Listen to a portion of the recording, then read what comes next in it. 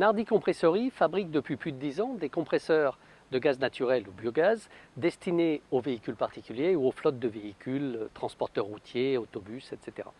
La gamme actuelle comporte 7 modèles, de 3,6 normomètres cubes, surtout pour les véhicules particuliers, jusqu'à 36 normomètres cubes. Celui-ci est le 18 normomètres cubes. Alors, en dehors du débit du compresseur, la différence au niveau du fonctionnement, c'est que le 3,6 normomètres cubes, le 10 et le 14 sont uniquement équipés de charge directe sur l'avant pour les véhicules.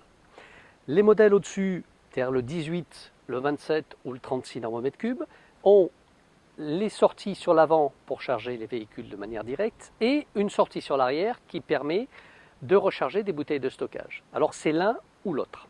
Voilà. Le compresseur en mode recharge de véhicule direct se met en marche en appuyant sur ce bouton et après il n'y a plus rien à faire. C'est-à-dire que le compresseur va s'arrêter automatiquement quand les bouteilles situées sur le véhicule sont arrivées à la pression désirée. Vous avez ici un bloc de contrôle électronique. Ce contrôle électronique va gérer le fonctionnement du compresseur, c'est-à-dire la pression d'aspiration entre 300 et 500 millibars, la pression d'arrêt du compresseur, éventuellement la pression de redémarrage quand on est en mode automatique et quand on regonfle des bouteilles de stockage, un contrôle de la tension consommée, une adaptation de la pression de service du compresseur en fonction de la température, un contrôle de la température ambiante et de la température du compresseur. En cas de surchauffe, il va s'arrêter automatiquement. Et tout ça est paramétrable par le panneau de contrôle qui est ici. Bien évidemment, toute la gamme est certifiée ATEX.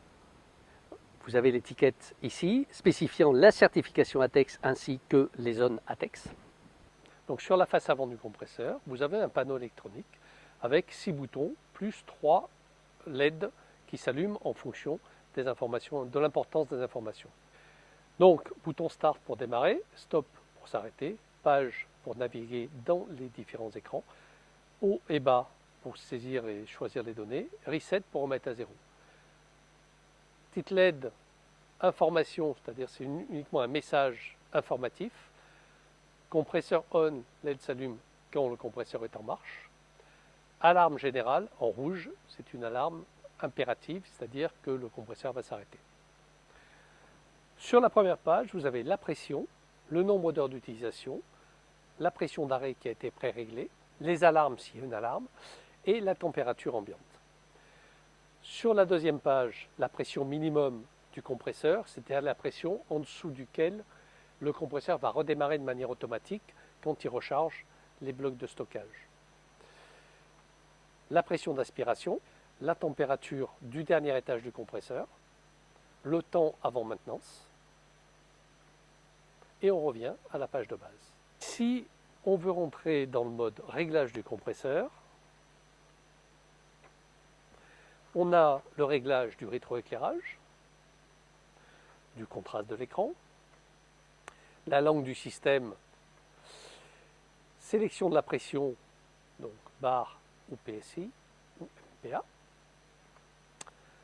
le courant maximum du moteur qui va déclencher une alarme si jamais une surconsommation, le mode du remplissage, donc automatique ou manuel. S'il y a une télécommande qui est branchée, parce qu'on peut déporter en fait l'écran aussi ailleurs. Une alarme éventuellement de temps de remplissage dépassé. Un code d'entretien, c'est-à-dire qu'on peut rentrer un code pour que les gens n'aient pas accès de manière facile à ce menu. Le numéro de série. Le type d'alimentation, en l'occurrence là c'est triphasé. Le détecteur d'huile actif ou pas actif. Valeur de pression du détecteur final, 0,400 bar. Dépression minimum du compresseur en pause.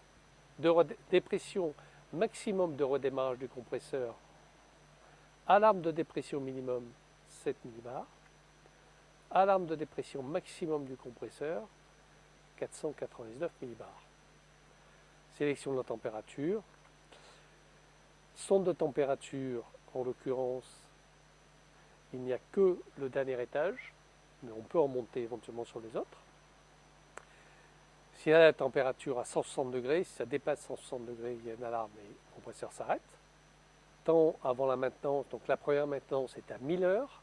Une fois qu'on a fini, on garde appuyé sur page et on sauvegarde ou pas les paramètres. Pour détailler le fonctionnement du compresseur, nous avons ici l'aspiration du gaz qui se fait avec un raccord 1 pouce. Ici, l'évacuation des condensats et de la pression en fin de charge.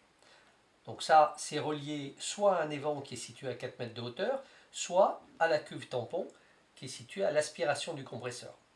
Ce qui fait que quand le compresseur se purge, le gaz est stocké dans la cuve et quand le compresseur redémarre, il réaspire le gaz qui a été stocké. De cette façon, il n'y a pas de gaz qui est perdu.